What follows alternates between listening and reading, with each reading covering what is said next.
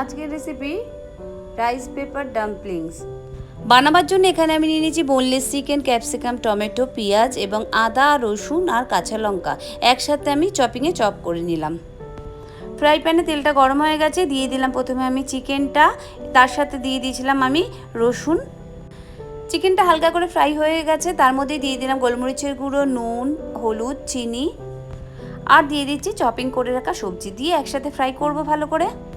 দেখুন ভালো মতো ফ্রাই হয়ে গেছে। আর এদিকে আমি রাইস পেপারটাকে একটু হালকা করে জলের মধ্যে ভিজিয়ে নিলাম, নিয়ে অন্য একটি প্লেটের মধ্যে রেখে তার ওপরে আমি পুরটা দিয়ে দেবো।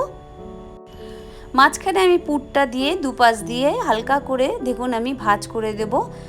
দেওয়ার পর ঠিক প্যাটিসের মতো হয়ে যাবে। এবার আমি কড়াইতে বাটার দিলাম, বাটার দেওয়ার পরে ওটাকে আস্তে করে বসিয়ে আমি এপিট ওপিট করে ওটাকে ভালো করে ফ্রাই করে তুলে নেব। হয়ে গেল আমার রাইস পেপার ডাম্পলিংস। এটা খেতে খুব টেস্টি।